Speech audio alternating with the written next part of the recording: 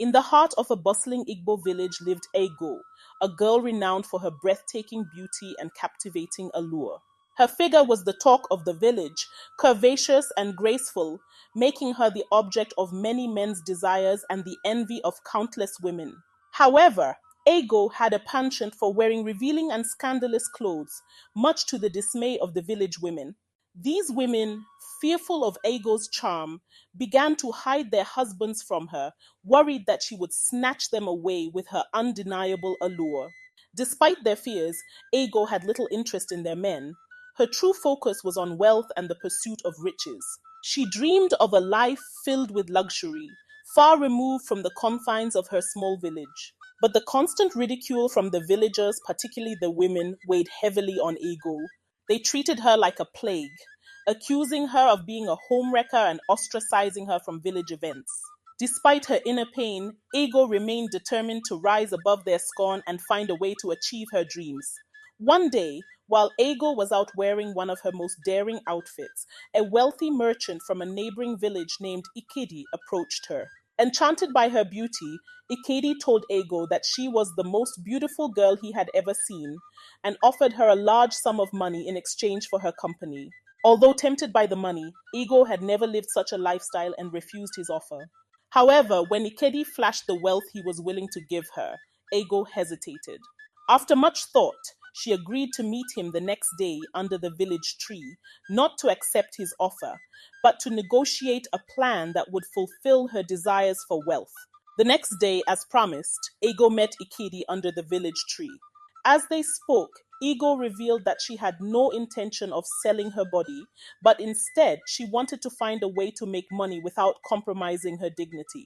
Ikedi, intrigued by her proposition, listened as Ego devised a cunning plan.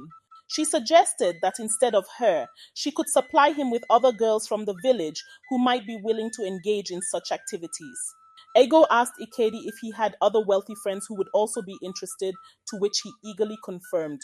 Seizing the opportunity, Ego demanded an upfront payment, assuring him that she could easily recruit willing maidens.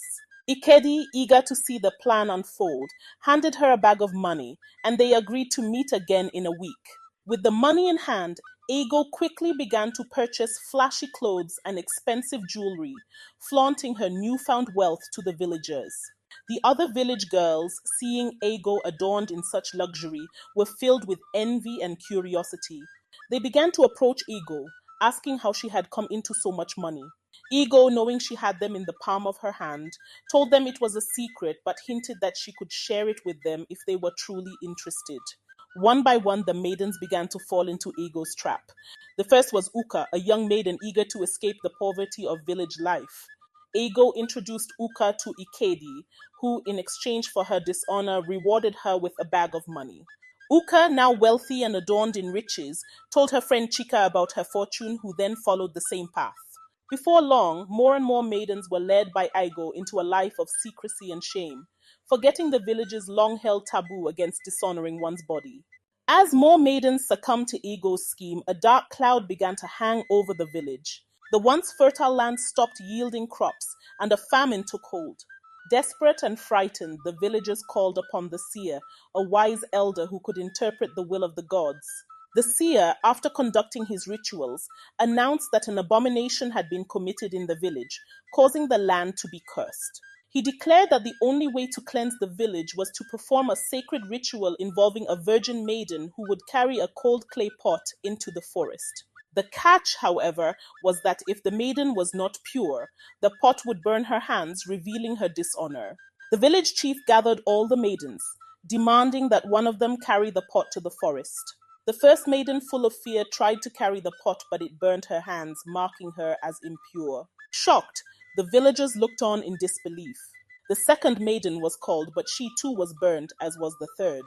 As each maiden failed the test, the village was thrown into chaos. Parents wept openly, realizing the extent of the dishonor that had swept through the village. The maidens, unable to bear the shame, confessed that it was Ego who had led them down this path. The village chief, along with the elders, decided that Ego must be brought forward to atone for her sins and to cleanse the land of the curse she had brought upon them. When Ego was summoned before the village council, the once confident and wealthy girl now stood trembling. The chief and elders demanded to know why she had deceived the young maidens of the village, leading them into sin and bringing a curse upon the land. Ego, with tears streaming down her face, confessed that she had acted out of anger and spite. She explained how the women of the village had always made fun of her, treating her as an outcast, and how she had decided to punish them by leading their daughters astray. Her confession shocked the entire village, leaving the women in tears and the men filled with anger. The village chief, after hearing her confession, decreed that Ego would have to carry the clay pot to the forest herself. The villagers gathered, eager to see the pot burn her hands as it had done to the other maidens. But when Ego lifted the pot, it remained cold, not burning her hands at all. The villagers gasped in disbelief. Ego then revealed that despite everything, she was still a virgin. This revelation caused an uproar among the maidens, who cried out in anguish, realizing that they had lost their purity under the guidance of someone who had not even compromised her own. The seer, after much deliberation, declared that since Ego was still pure, she would have to carry the pot into the evil forest alone to atone for the sins of the village. With the cold clay pot in her hands, Ego set out on the long and treacherous journey to the evil forest. The villagers watched her go, their faces a mix of anger, sadness, and disbelief. Ego, though filled with fear, knew that she had no choice but to face the consequences of her actions. The forest was a dark and foreboding place, filled with the spirits of the dead and other supernatural beings. Every step she took was accompanied by whispers from the spirits, reminding her of the pain and suffering she had caused. As Ego ventured deeper into the forest, she was haunted by visions of the village maidens she had misled. Their ghostly figures appeared before her, their faces twisted with anger and sorrow. Ego cried out for forgiveness, but the spirits only grew more menacing, surrounding her and forcing her to confront the reality of her deeds. She realized that her desire for wealth had led her down a dark path, one that had not only destroyed her own life but had also brought ruin to the lives of others. With each passing day, Ego grew weaker, both physically and mentally, as she struggled to survive in the harsh environment of the evil forest. The year Ego spent in the evil forest was one of constant torment. The spirits of the village continued to haunt her, appearing before her in the dead of night, their voices echoing through the trees. They taunted her, reminding her of the pain she had caused and the lives she had ruined. Ego, who had once been so full of pride and confidence, was now reduced to a mere shadow of her former self. She begged the spirits for forgiveness, but they were relentless, forcing her to relive her sins over and over again. Despite the constant fear and suffering, Ego clung to the hope that she could atone for her actions and one day return to the village. She performed the rites as instructed by the seer, making offerings to the spirits and praying for their mercy. But the forest was a harsh and unforgiving place, and Ego was often left cold, hungry, and alone. As the year dragged on, she began to lose hope, wondering if she would ever be able to escape the torment of the evil forest and return to the life she had once known. After a year of suffering in the evil forest, Ego was finally led back to the village by the seer. Her once vibrant beauty was now faded, replaced by a gaunt and haunted appearance. The villagers, who had once been envious of her wealth and beauty, now looked upon her with a mixture of pity and disdain. Ego pleaded for forgiveness, but the pain she had caused was still fresh in the minds of the villagers, and they were unwilling to let go of their anger. The village chief, after consulting with the council, declared that Ego would be banished from the village for the rest of her life. Despite her pleas for mercy, the decision was final.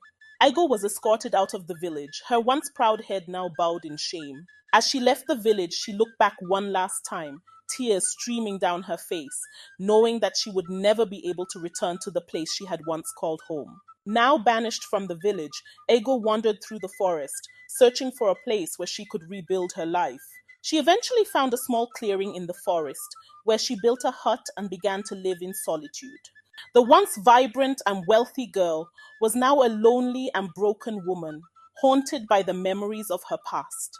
Every night she was visited by the spirits of the village maidens, who reminded her of the pain she had caused and the lives she had ruined.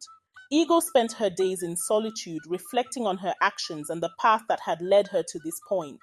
She realized that her desire for wealth and revenge had blinded her to the consequences of her actions, and she deeply regretted the choices she had made. But despite her regret, she knew that she could never undo the damage she had caused, and she resigned herself to a life of loneliness and sorrow. As Ego lived out her days in the forest, the spirits continued to visit her, their presence a constant reminder of her sins. They no longer tormented her as they once had, but instead they watched over her, ensuring that she remained in exile and did not return to the village. Aigo, now a shadow of her former self, accepted her fate and spent her days praying for forgiveness and making offerings to the spirits. One night, as Ego sat in her hut, she was visited by the spirits of the village elders. They told her that her time in the forest was coming to an end and that she would soon be judged by the gods for her actions. Aigo, filled with fear, begged for mercy, but the spirits were unmoved. They told her that her fate was in the hands of the gods and that she must prepare herself for the judgment that was to come. In the final days of her life, Aigo was consumed by fear and regret. She knew that she would soon be judged for her actions, and she prayed that the gods would show her mercy. One night, as she lay in her hut, the spirits of the village maidens appeared before her one last time. They told her that the time had come for her to face the gods, and that she must be ready to accept whatever judgment was passed upon her. As the sun rose the next morning, Ego felt a sense of peace wash over her. She knew that her time had come and that she would soon be free from the torment of her past. As she took her final breath, Aigo prayed for forgiveness, hoping that the gods would show her the mercy that she had so desperately sought. And as she passed into the afterlife, the spirits of the village maidens finally forgave her, allowing her soul to find peace at last. The end. If you enjoyed this story, please like, share, subscribe. Watch our other interesting videos posted on our channel. We cannot wait to have you as a member of our Akoko Folktale TV Addict channel. Thank you so much for your support.